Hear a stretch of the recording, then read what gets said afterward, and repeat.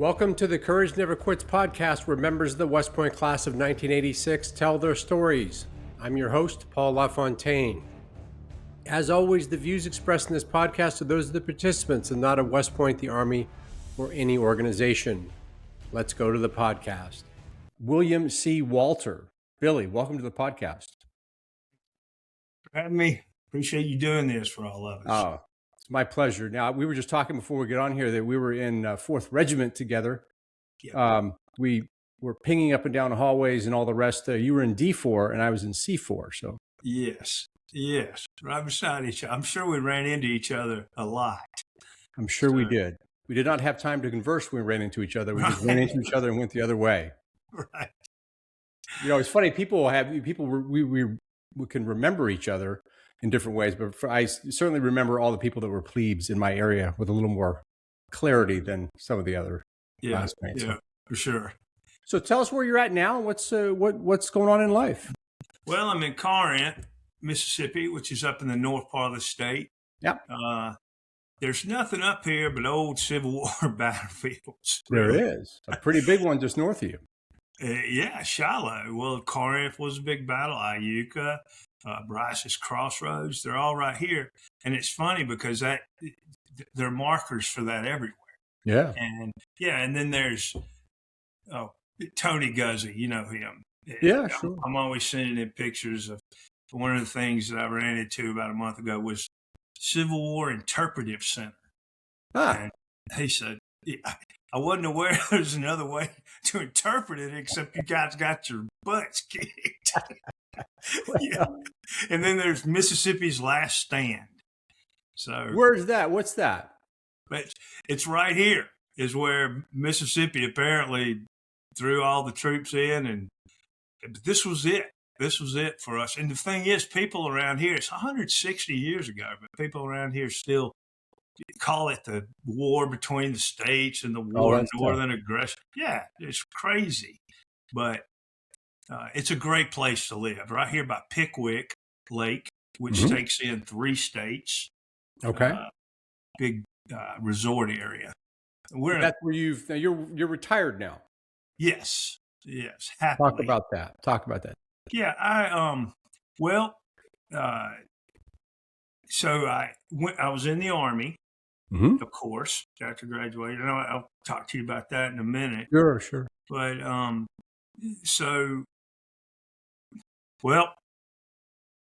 I was practicing law, and in 2019, I was so burned out and practicing law because I'd started representing normal people instead of banks, and oil companies, and stuff like that. Okay.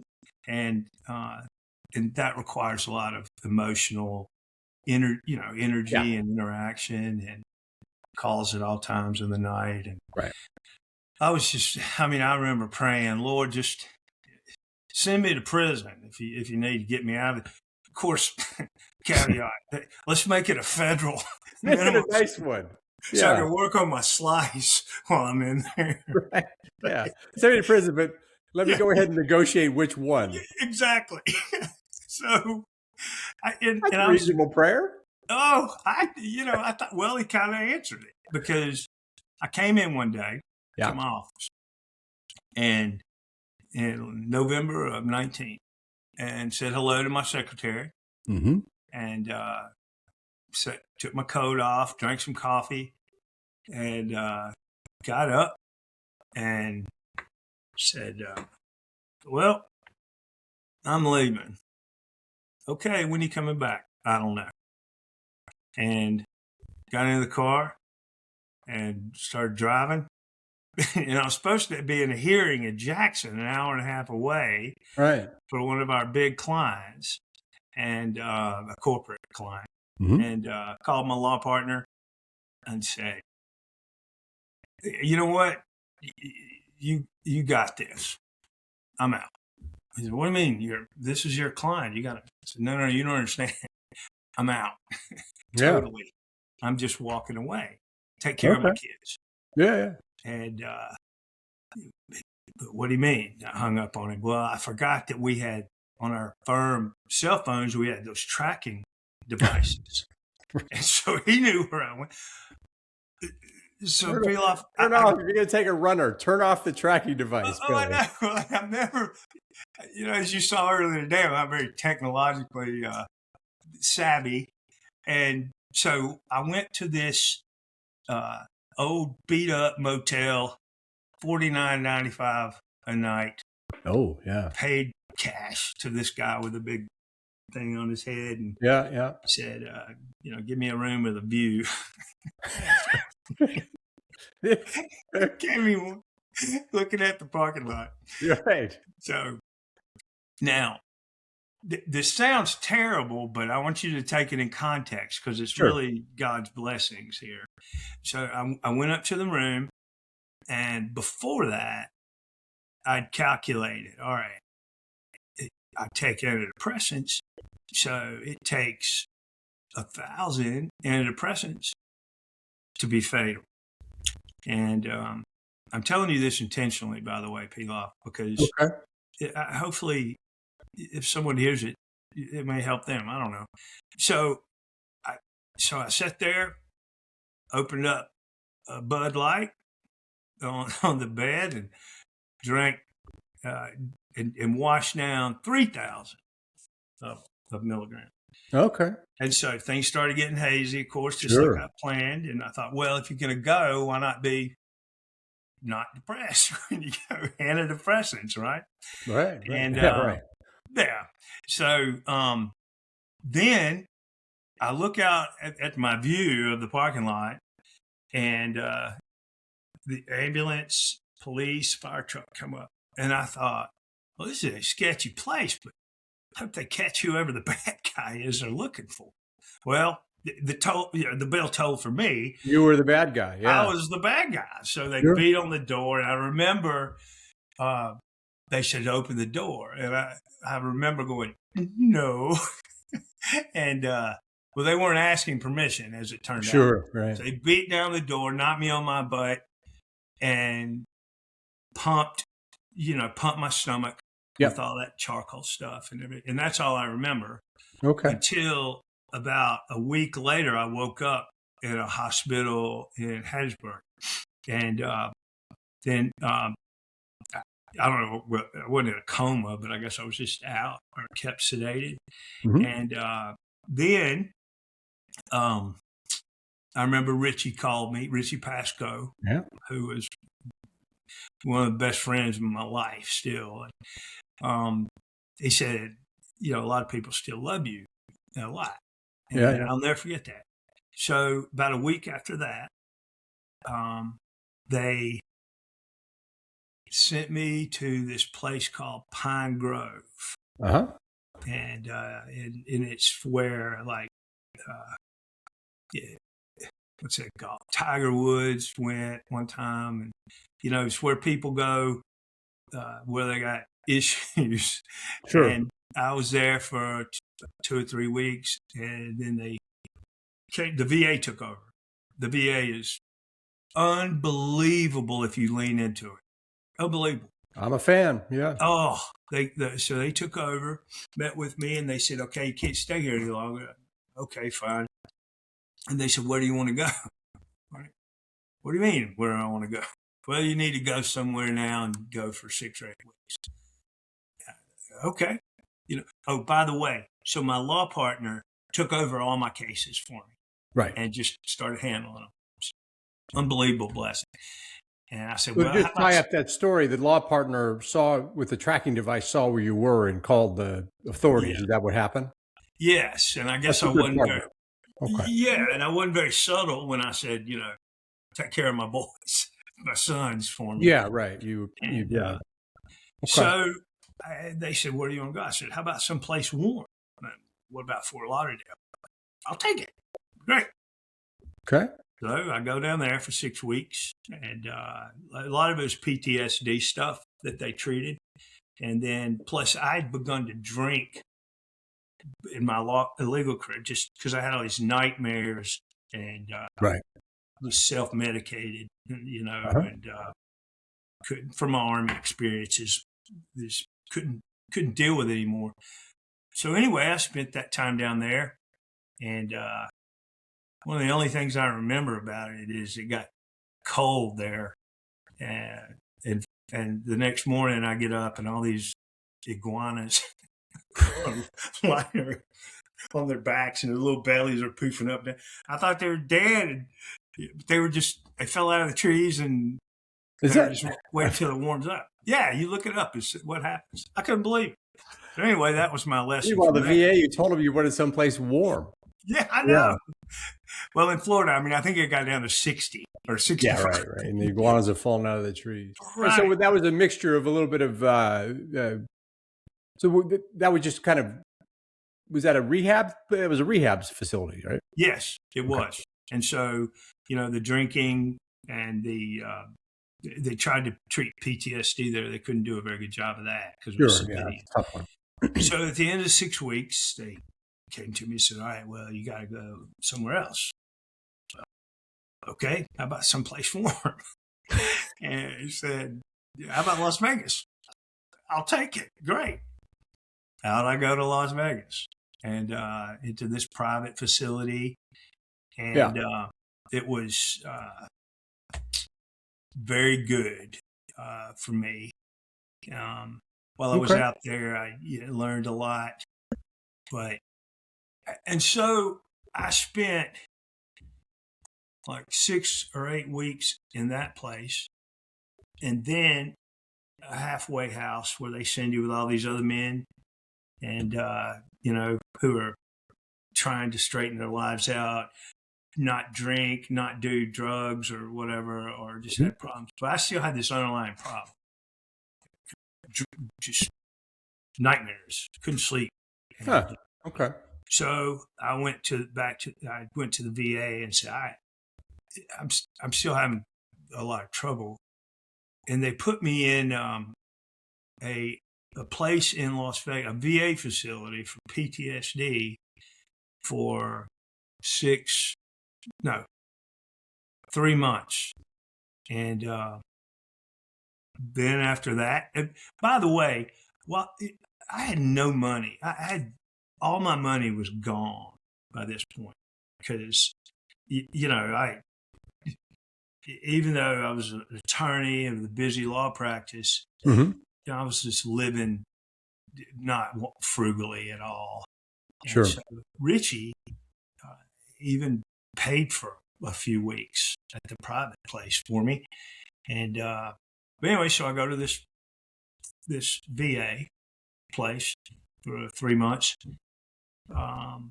And I got out of there, go to another halfway house. And I couldn't stand it. People in there complaining all the time, blaming everything in life and accept themselves for their own circumstances. And if there's anything they taught us at West Point is you need to sweep up your own side of the street. You got a part to play in all of it. So, so I left that. I just walked out of there. And did you find some relief from the nightmares at the one place? Absolutely. Good. Okay. It helped me so much. So then I left that halfway. I didn't have anywhere to go. And so I slept under a bridge for 2 nighs out there. Really? Yeah. I mean, what an experience. I don't recommend it. No, yeah. You probably just let me talk you through it. Pee off if you ever get a burn. So I did that, and I decided, well, maybe I can listen to these folks complain. So I went back to the rehab, and I wasn't drinking, so they test you all the time, but that wasn't my problem then. And I got this call.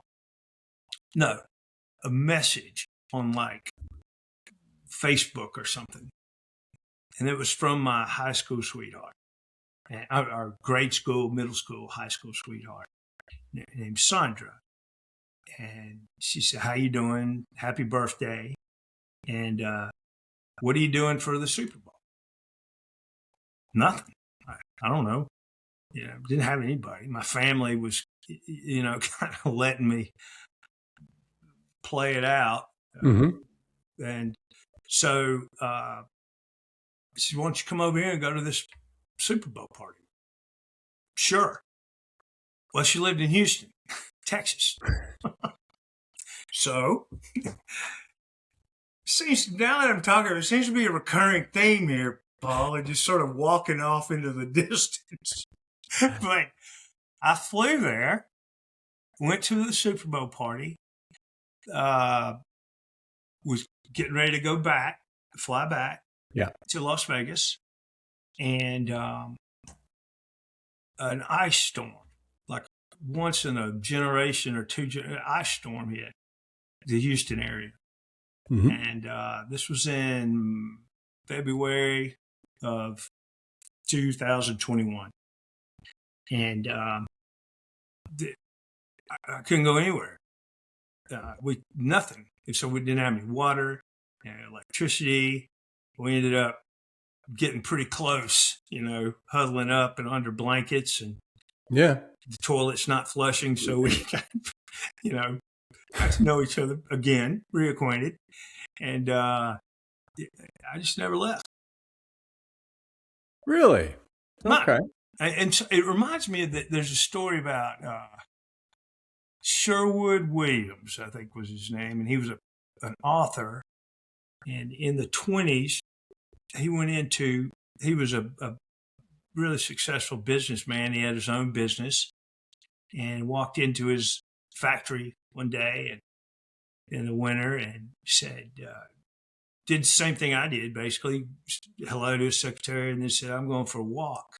And this was in Cincinnati. And they found him 2 weeks later walking in Cleveland.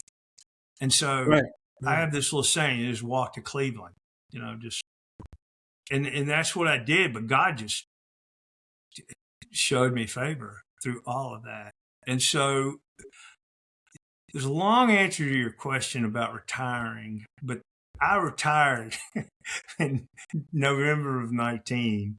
Right. And since then Sandra and I got married, and it's been bliss, and happily retired. We, the VA, they classified me as 100% disabled, permanently and totally because of PTSD.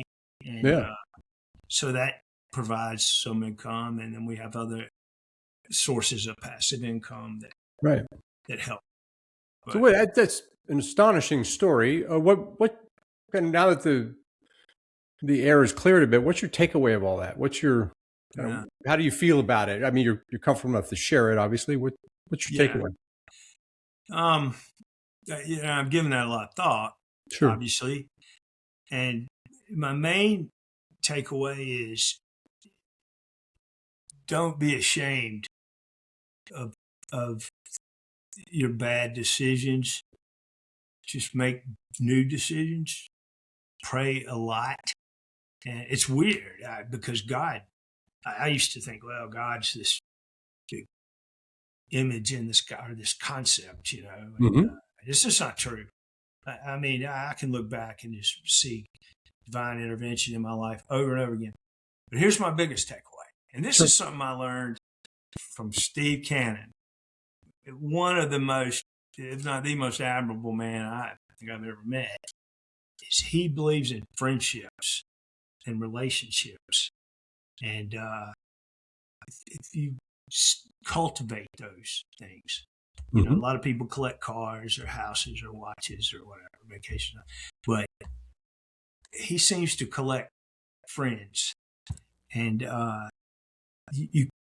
there's nothing more important in life than having friends. And we're so blessed being from West Point because we were all sort of,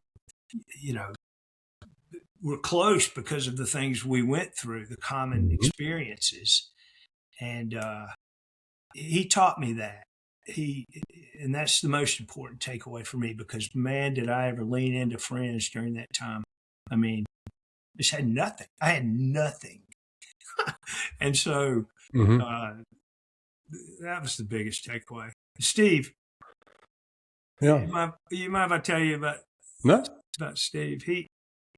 The way he taught me that was, I was practicing law in Jackson, Mississippi, and it was about 2000, year 2000.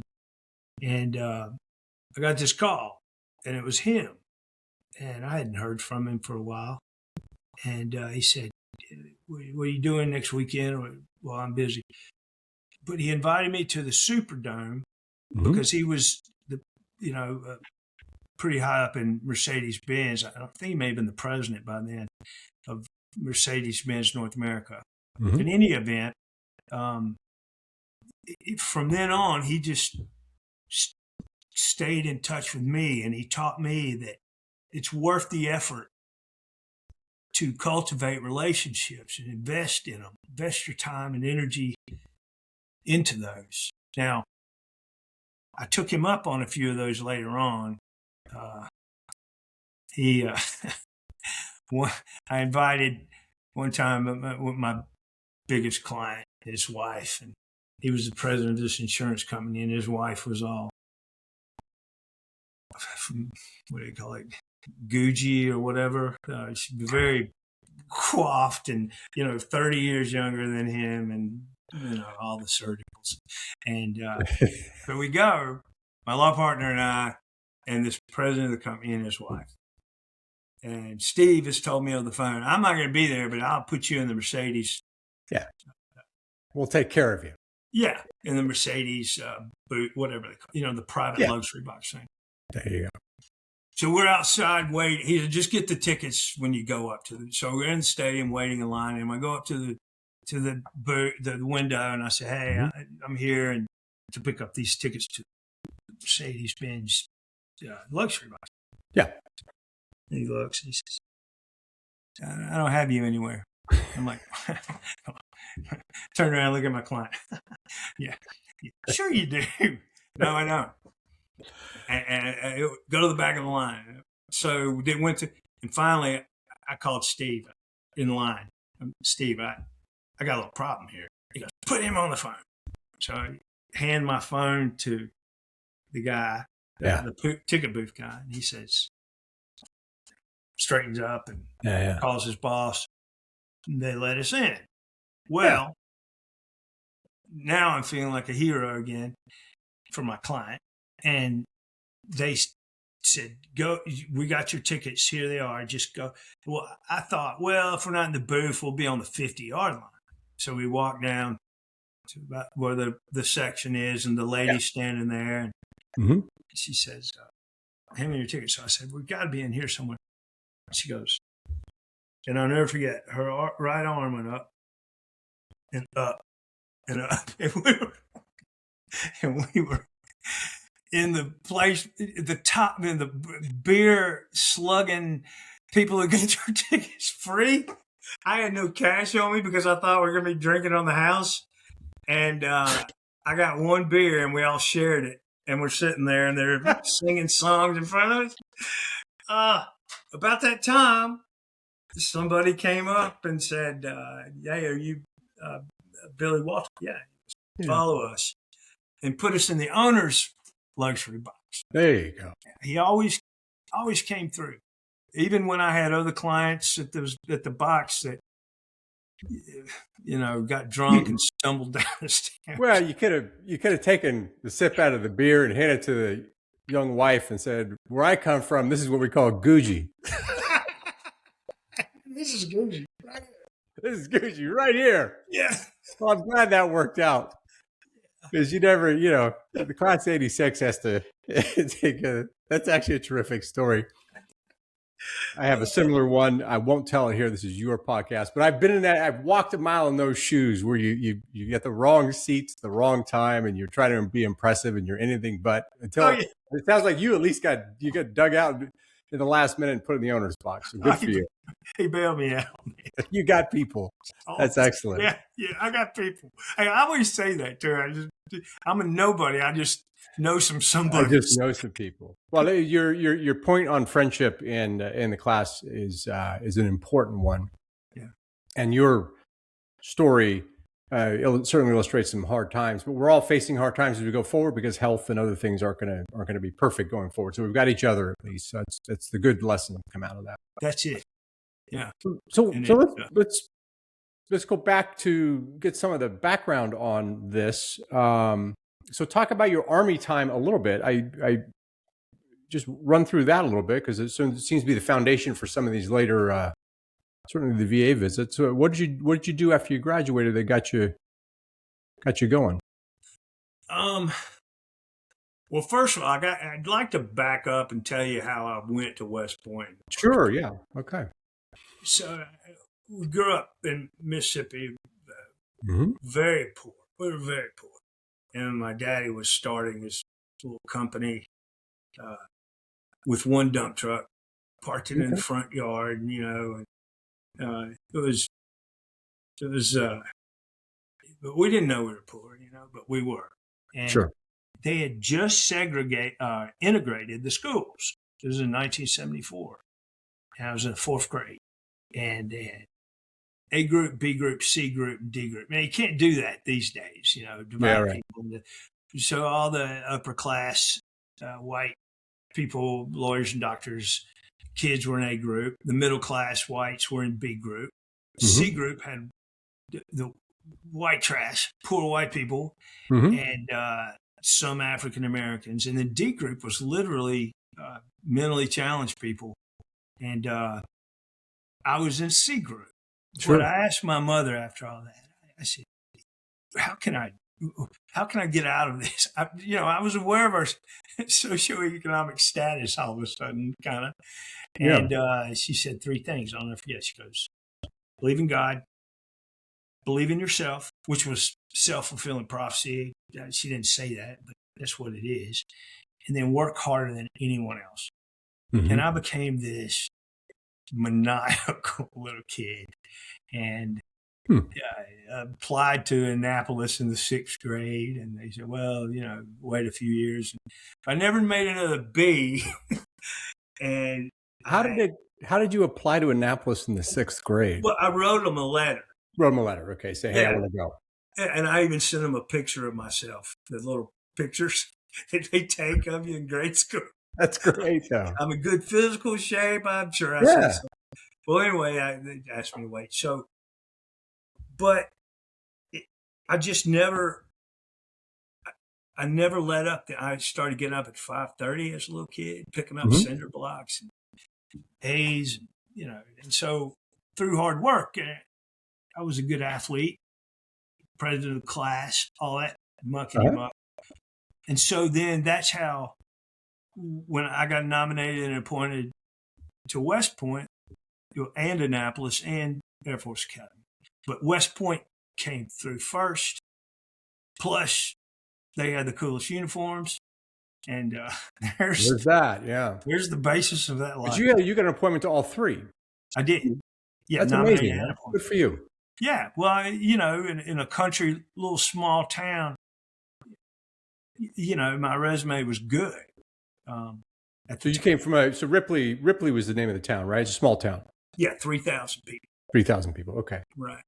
Okay, yeah. So you had the choice of the three, but really it was just about opportunity. It sounds like. Oh, that was it. Yeah, because I had also applied to some Ivy League schools and got accepted. I think Princeton or whatever. Yeah. I think Brown, and Dartmouth. And I was so happy. I went in and told Daddy, and he said, "That's great. How are you going to pay for that?"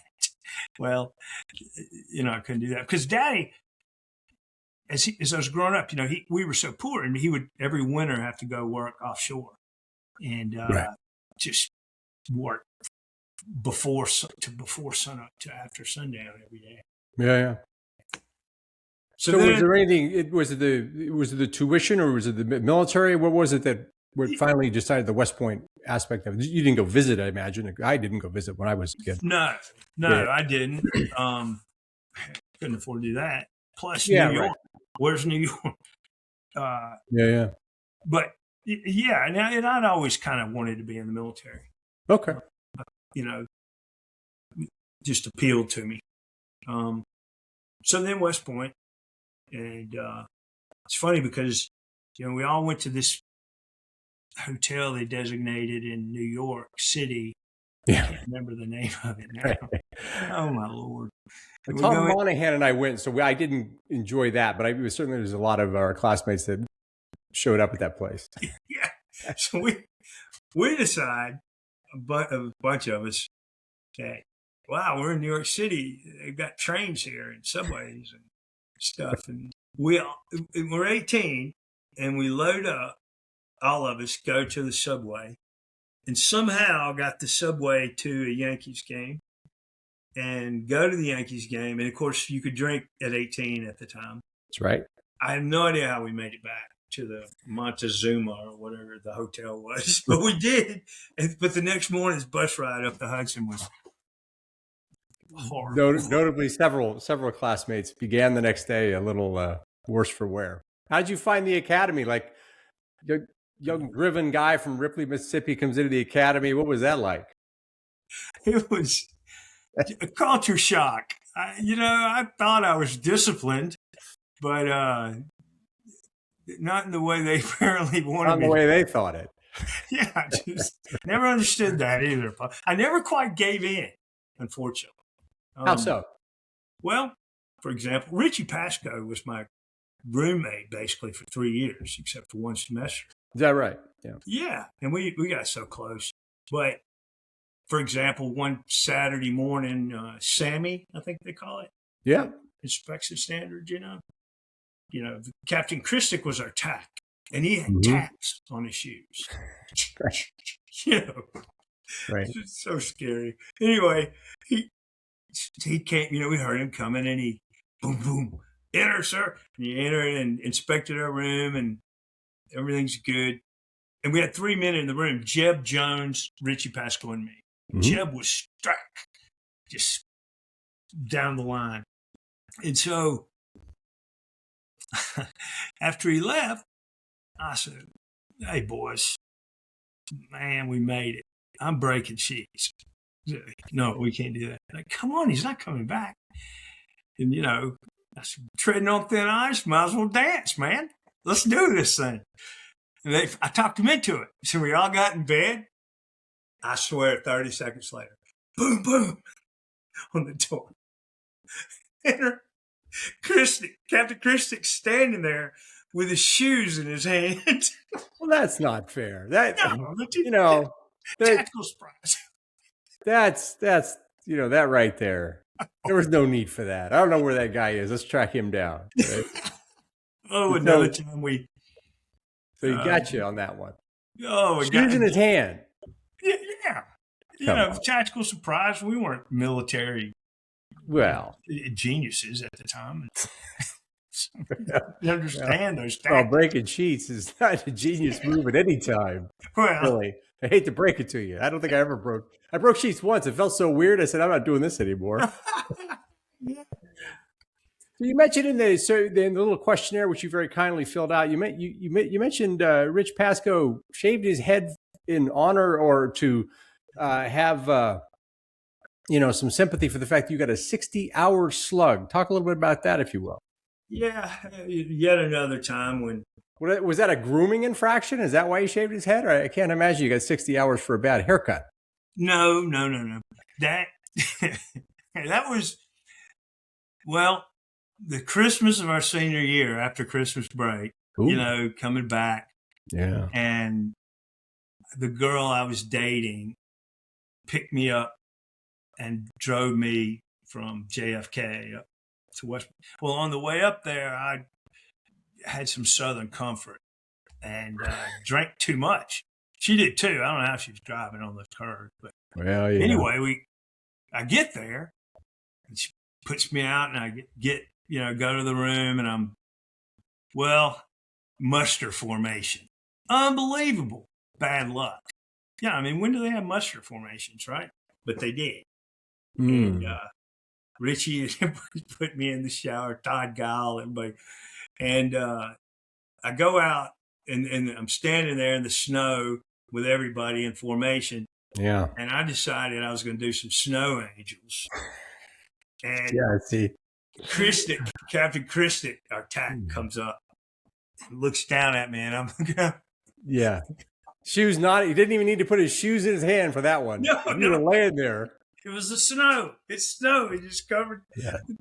And so I saluted him on my back, and of course, Walter. Yeah. Yeah. So okay. Well, I got a slug there for that. That's the 60-hour slug. Oh, making snow angels. I made it, but I got off the area right before graduation, thankfully. Yeah, which is helpful. Now, why did Rich feel that shaving his head was it was clearly a self-inflicted wound there? Why did he feel that shaving his head was appropriate? What was the logic there? Well, I think he must have felt like it was unfair because he and I had experienced so many self-inflicted wounds together, and he just must have thought, well, I didn't Fair enough. Yeah. He just said he's going to inflict something that he shaved his head. But he's such a good-looking fella, he can get away with it. That's the problem. Oh, and Rich infuriates me. Looks like a movie star, and still, but at graduation, I chose field artillery because I was in about the middle. Did you choose it or did it choose you? You kind of I asked that. It was kind of grades. Were you a good student? You were a good student. No, I worked my tail. I mean, yeah, I didn't even know what algebra was when we went up there. So, it was tough for people like me from the small schools, and But I worked as hard as I could. Okay, and managed to pass. I was right in the middle of the class academically, a little below the bottom. And we could have waved at each other. We were both in the middle. There you go. Really? I always assumed you were at the top. Oh, I put it off that way. I didn't study at all. But anyway, don't let my mother watches this podcast. I'm gonna have to cut that out. So anyway, okay. I was always doing this. I was always chit chatting with classmates and not looking at the books. That's the problem with Billy. So field artillery. So. Yeah. Fort Polk, because I read your questionnaire. You landed at Fort Polk? So I wanted to go to Fort Stewart. I had to get back to the South. I just thought, I got to go back Fair to enough. the South. So Richie got Fort Stewart. He did. Fort Stewart got taken right before me. And they had, listen to this, they had DLI for German. Monterey, I guess, is where they had it.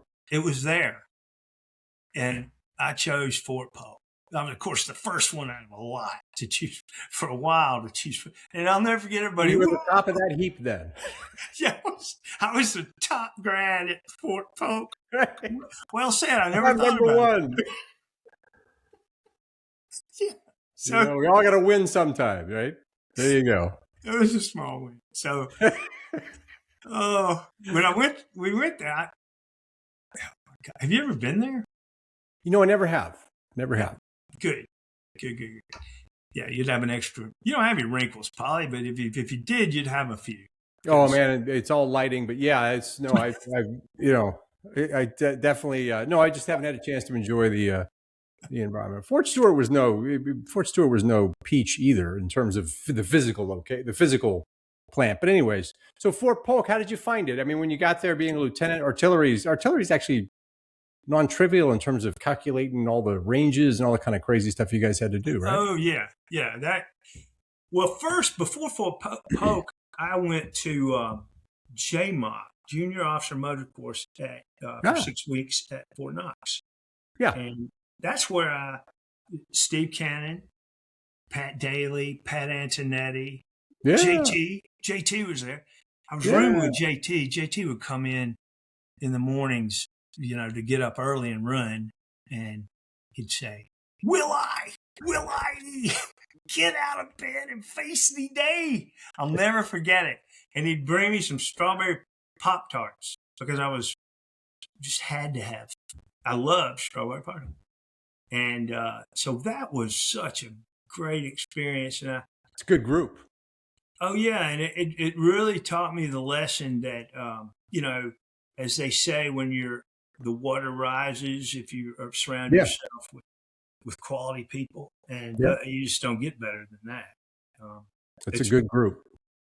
And something that has lasted to this day was born when we were there together. We were buying bicycles to ride, and the Schwinn bikes, the old 10 speeds or whatever.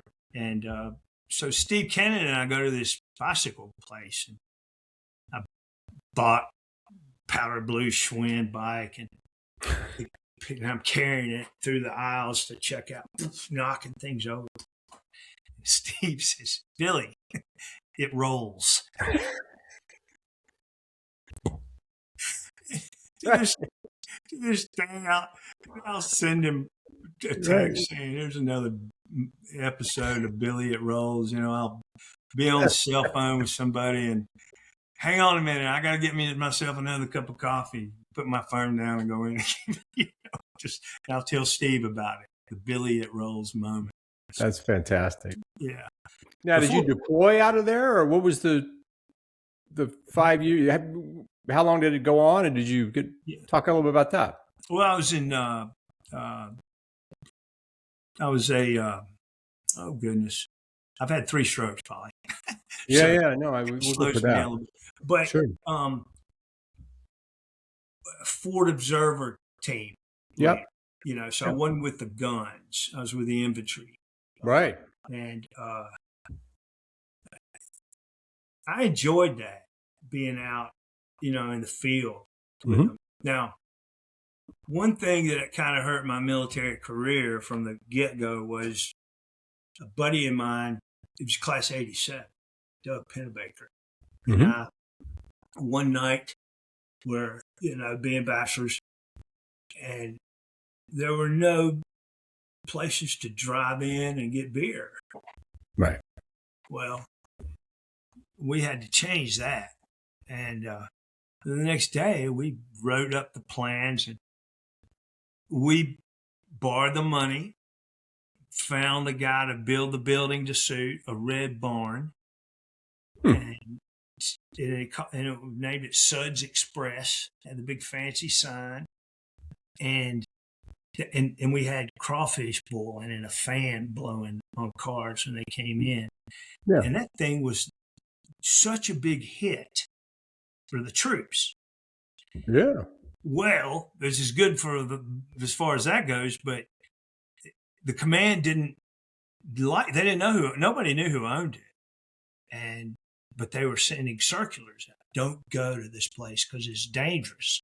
If you get a beer or a drink, we even sold margaritas and stuff in the little machines there. You could at the time in Louisiana. And so when they were forbidding troops to go there, but they still came.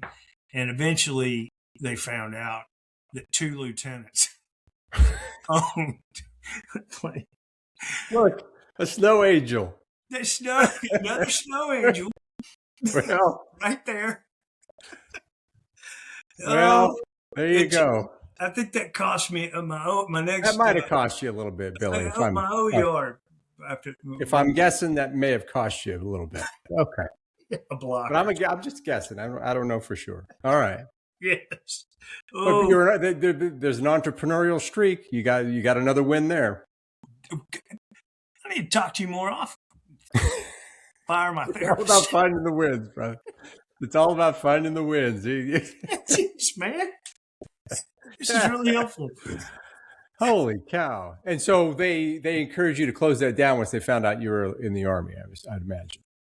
Well, they didn't put it in those terms, but we sold it. They suggested strongly that you terminate that little entrepreneurial adventure. Okay. Yeah, we sold it the next week to a local. That must have been a heck of a. Who called you on the carpet for that? Was it your immediate commander, or did you end up at a general level to get chewed out? Who chewed you out on that one? Yeah, at first it was our battalion commander, General Alan Walter. Same last name. Was your first good chewing on that. Okay, and then how high did it go? Did you keep bouncing upward? Well, then I jumped the chain. Then I was fortunate because Colonel Walter took me directly to Major General Lure's office. Directly, yeah. No, don't stop. Don't pass go. Right to the top. All right. It was that must have been fun. he didn't take me there. He just had me meet him there. And as luck would have it, I got lost on the way to General Lure's office. And so I was like 5 minutes, 10 minutes late or something. I'll never forget. I said, Lieutenant, and I was thinking better late than never, right? I mean, he said, better never than late. Get out of here. And I had to come back the next day. Mm-hmm. It was unpleasant. But yeah. Hey, good luck. Another win there, you know. Another win. Sunshine. We're stacking them up. We're stacking them up. So, so what ended the Army time? Was it just the 5 years, or talk about how it all came to a conclusion? Yeah, a couple things happened, and I had some experiences in the Army that were kind of isolated to me and some other soldiers. Uh-huh. You know, they had us do some things that I just didn't want. I didn't want to do those things anymore. So, but when they had the reduction in force, you know, you could get out in 4 years. Then I raised my hand high, and okay, they weren't. I didn't have any problems getting my wishes on that. I think the former Suds Express owner. Take your Suds Express and express yourself elsewhere. I got you. Exactly. Yeah. Well, that makes sense. That makes sense. What a great story, though. I mean, in the long view, what a great story. The Suds Express. It was in the long view, yes. You got to take the long view, Billy. Thank you, but there's my take the long view. Take the long view. We're just coining them today. That's good. So, the law. So, what was it about? Was the becoming a lawyer always something that was interesting? Because that's where you ended up taking this thing. So, no, I went to work for my dad's company, which had grown by then. Yeah, and good for him. And I think I was like employee number 10, and my brother and I ran that company for 2 years. But then the construction companies always have legal issues. I mean, it's a litigious industry, and so sure. I kept having to deal with lawyers, and I thought, heck with this, man. My brother wanted to run it forever, and ended up doing that and growing it to eventually it's like 250 employees. Tommy had. And what kind of construction? Because highways. Highways. Okay, got it. Highways and bridges and roads. And so, but then I applied to Ole Miss, which is in Oxford, Mississippi, which is from here. I never lost a party at Ole Miss. And, but I went there, got accepted. More wins. Oh, more wins coming up, Polly boy. Go ahead. Let's roll. I feel like I'm bragging too much here. Hey, no. This is great. So and it's funny because I only got conditionally accepted. I did well in the LSAT, but I had like a 2.6, 2.7 at West Point. I can't even remember, but it was in the middle of the class. And they looked at that as the GPA is not being over 3 and stuff. And even though it's from West Point, you know. Yep. They let me in. And so I went through there. It's interesting. I treated it like a job. And, you know, I was competing against a bunch of 23, 25-year-olds who, you know, as they say, Ole Miss never lost a party. And, you know, it really is a party environment. But I didn't do that. I worked so hard.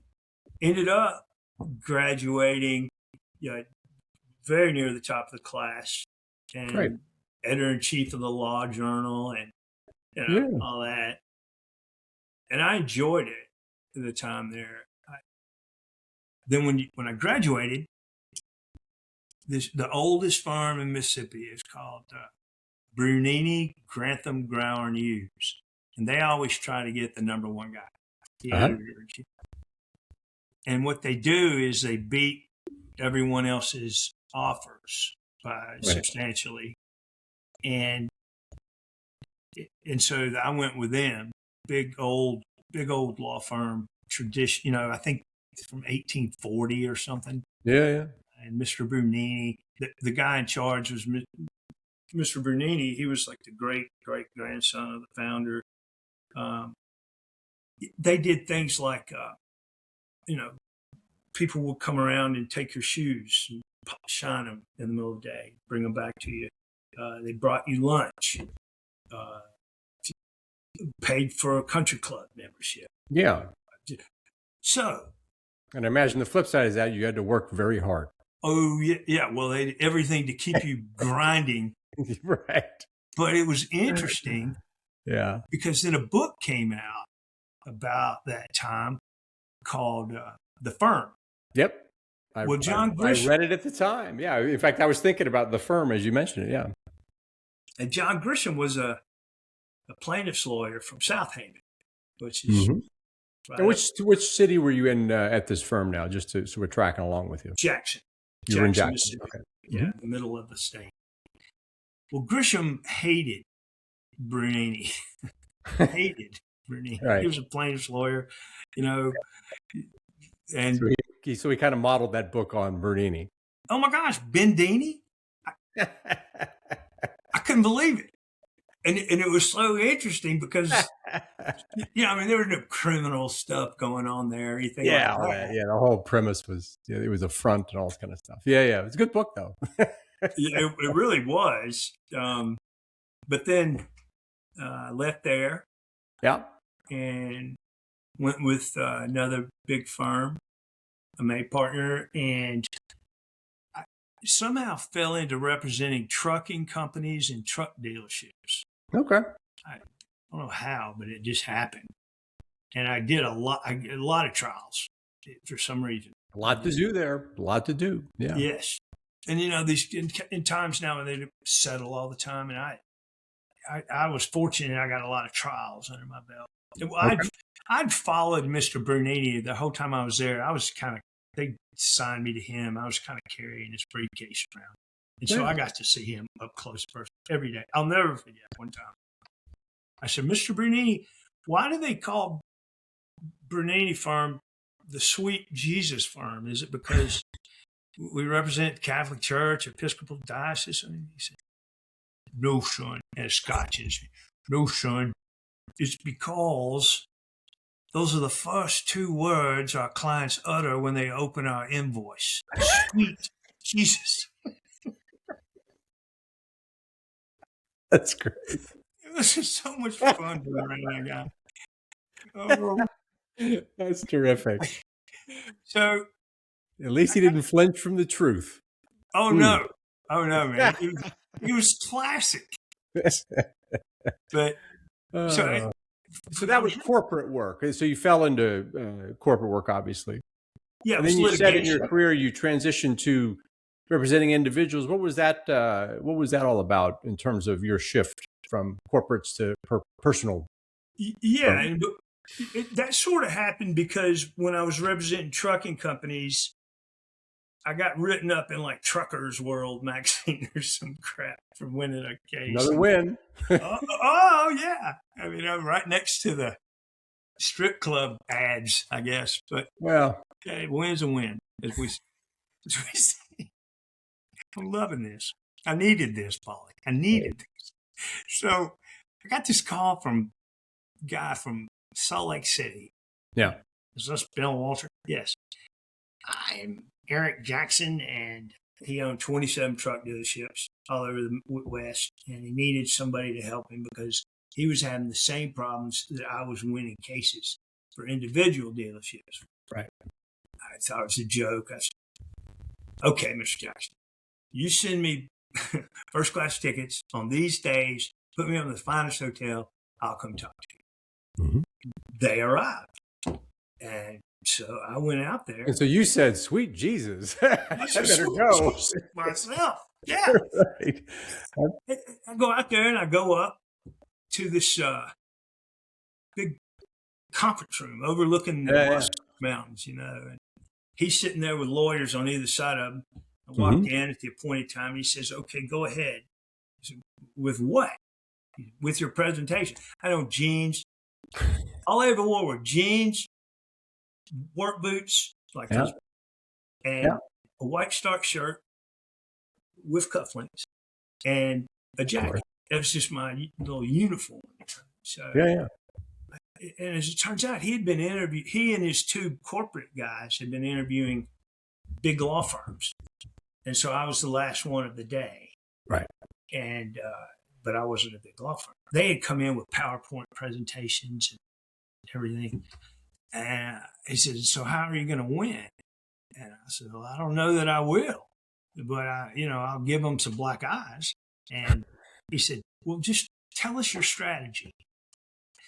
Did you bring PowerPoint? I said, no, but I tell you what, go get me an easel board with paper, and I want a green and a red magic marker. And so they did and brought it back. And I drew a schematic thing of Stonewall Jackson's Shenandoah Valley campaign. Now, of course, Polly, I have no idea. Where you start? But I have no idea what really happened in the Shenandoah Valley campaign. I don't have a clue, but they didn't either. So I just drew fixing the front and flanking, fixing the front. And this guy thought works every time.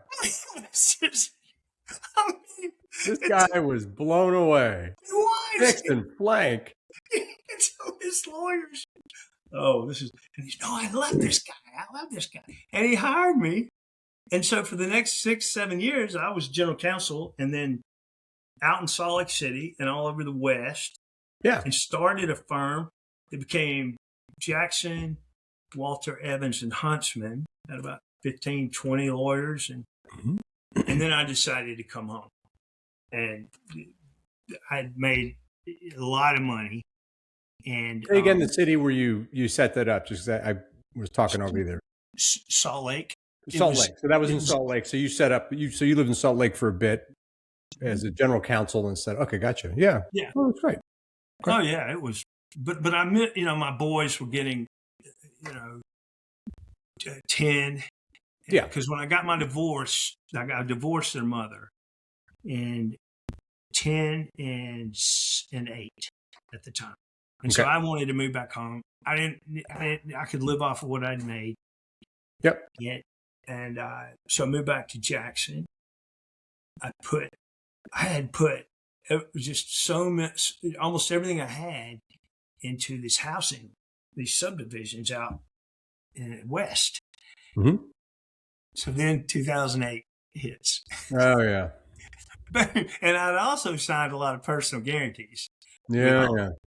So after I got back, I had to go back to work. Yeah. Well, I got to go back to work. Yeah. To miss him. So 2008 showed up with his shoes in his hand. Oh, rats. Once again. Oh, rats. I didn't see that coming. Yeah. That's not fair. Yeah. Bummer. So that was well, you've had some ups and downs, man. That's amazing, amazing experiences as well. So you back to working, and that's where you shifted over into representing individuals? No. I went back to what I knew, and then started representing banks again, truck companies, an oil company. Okay. And did that. During that time is when my secretary walked for Christmas. She did all my checkbook and everything. I'm not good with money at all. And so she did all that. And my paralegal, my secretary, and then I had a couple of lawyers working for me. Yeah. And she came in one day for Christmas and she had gotten me a personal license plate for my car. And great. So it said red, RED space 7. And I said, well, her name was Sarah English. I said, well, Mrs. English, what? That's great. But what does it mean? She goes, that's the way you live your life, Mr. Walter. You put everything you got on that red 7 and just spin the wheel. Well, that's a perceptive woman. Yeah, and it brought She's it good. on. She's good. She's good for the office. Brought it on home. Red 7. Well, we'll have to remember that one. That's a yeah, that's a good one. What so as much as you're comfortable, talk about you mentioned the strokes and kind of talk a little bit about that because you did send me a video as well. What's going on with that? So after I got back, well, then I started representing little people. Right.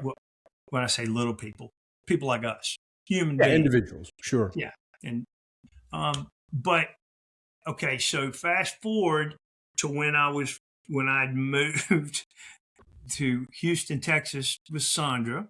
Yeah. Then Sandra and I got married, and then we moved to Mississippi to be near our parents and families. And I had a stroke, and I had one stroke before we left, and then I was in the physical rehab stuff. And I think the video I sent you was after that first stroke, and it was the first time I could ever get up, right, and sort of shuffle around. And then 6 months, 8 months later, I had another stroke, and that was,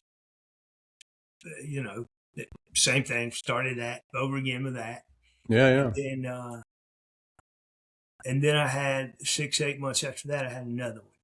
Good gravy, man. Yeah, but I haven't had any in 2 years now, so year and a half. Huh. So yeah, I'm on the mend here. On the mend, okay. I imagine I can use my left side. I can walk. I have a cane that I have to use sometimes, but primarily not. Okay, it's just a huge blessing. Yeah, for me. Those are tough stuff. I'm sorry to hear that. Sorry to hear you went through that. Oh well, thanks, Polly. I mean, it's like Steve Cannon says all the time. It's what shapes you. Is every experience, and I really do. Now look, would I ask for those small wins again to overcome every time? Probably not. Some of those wins, we could forego. Yeah, I hear you. Yeah, but that's how they've been for me. Real blessing. So I don't want to miss the two boys. The two boys, is that in terms of family? You got the two sons? Yeah, and they're 31 and 28 now. Okay. And they're both doing great. Good. My younger son lives in Nashville and was in finance and worked for a few years. And then both of them went to Ole Miss. And there you go. Now he is in the MBA program at Vanderbilt. And okay. Corbin. He's Steve Cannon's protege. Steve mentors him. Good. And then my older one, Colby, it could sell every cliche you can think of. Eskimo, ice cream, and Yeah, just like his old man, I think. Yeah, kind of. He told me when I said, "Why do you want to sales?" He said, "Dad, if I can describe it, I can sell." And I said, "Well, it takes a long time to get to know products." He goes, "I don't have to get to know products. I just have to be able to describe them like I do know them." And he's doing great. Smart young guy. Yes, they're doing fantastic, and they love me and give me time. And then I have a stepson, Garrett, who's Sandra's son from a previous marriage, and they live nearby in Pickwick, and they come by all the time. Good. He's just he's such a perfect guy. So blessed, so blessed. That's great.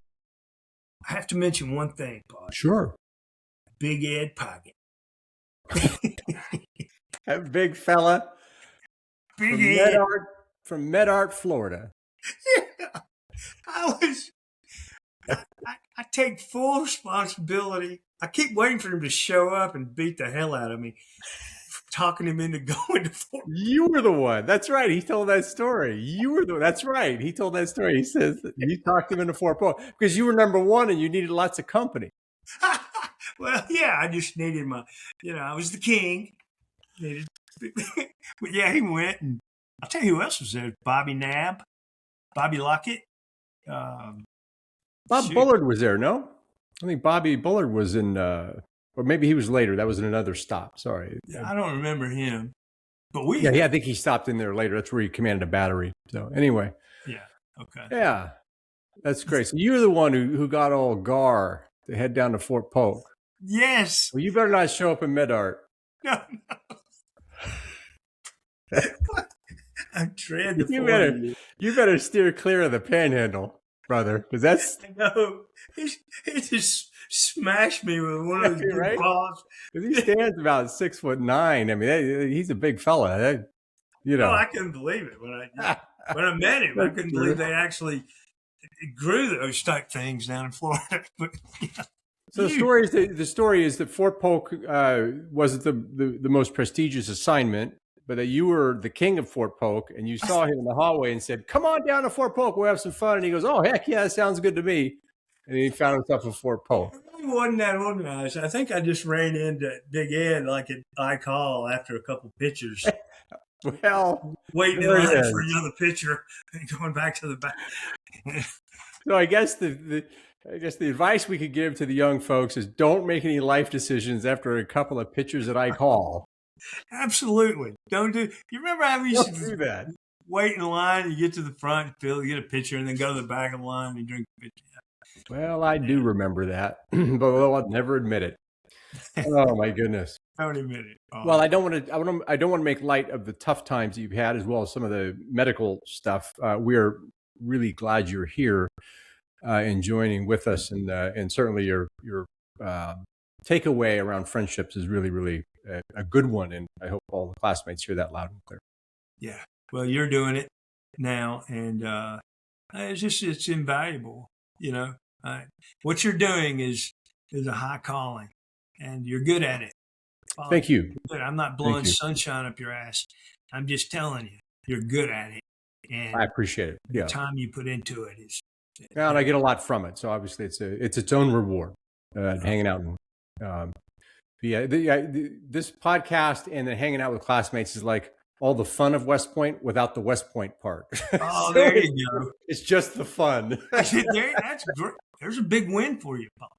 I got one, man. I can't make a snow angel, but I got the one. Well, saluting on your back. Saluting on the back might be the strongest move ever. I think you're in the high 70s in terms of classmates. That it might be one of the stronger stories is saluting from your back after a little Southern comfort at muster call. Oh, that's terrific. That's terrific. People like where's this thing pointed? Yeah, there you go. That's the group, huh? Look at Roy Tomlinson there with his. Yeah. Look at that. Oh, jeez. There's Pasco above my head. Yeah. That's great. Tomlinson is. Well, make sure you put that in the frame. There you go. Make that where you see that. Yeah. I'm sure Roy's going to be delighted. Oh, that's terrific. Is there anything we haven't covered today, Billy? It's been such fun talking. Let me look. I had some things I wanted to. Yeah, what are in your notes? For gosh sake, you're trained by Ole Miss. You should have a great set of notes there. Oh yeah. That's how I roll, Polly. No. Oh, except the only thing I wanted to mention was when they put me on that plane in Fort Lauderdale in March of 2020. But it took me to the airport, dropped me off. Nobody was there. I mean, 10 people was all you could see. And the gates were closed except for one, whatever you call those things where the gates are on either side, the wings of the airport. Yeah. And just nobody there. The flight from Lauderdale to Las Vegas was literally like $6. And it flew to McCarran in the airport in Vegas. Yeah. Again, nobody. I had no idea COVID was going on. Oh, is that right? It was like some kind of Yeah. dream that some future. Yeah. Right. Yeah. And it was in the right at the heart of it when. Yeah. I, Jeez. I don't And know how. you're trying to get things stabilized. And Oh, you're I flying know. in an empty plane. I know. I That was must like, have been maybe I need to surreal. hit the beer again. Heck, Yeah. That must have been surreal. Golly. it was What a weird. time. I don't know how businessmen like you survived that time. It was surreal for all of us. I think we certainly all could have a whole nother podcast of stories about that period, how we all dealt with it, and the funny stories that came out of it. But yeah, that's something else. Yeah, Brother, terrific time talking today. It was great catching up. It was a real pleasure. Thanks so much for coming on. thank you, Paul. I appreciate it very much. All right, brother. God bless. Thank you for listening to this episode of the Courage Never Quits podcast, where any member of the class of 1986 who is willing to tell their story will be a guest. To get the word out and stay up to date on the latest episodes, hit the like and subscribe button. With over 900 living graduates, we have a lot of stories to tell, and you don't want to miss any of them. We'll see you in the next episode.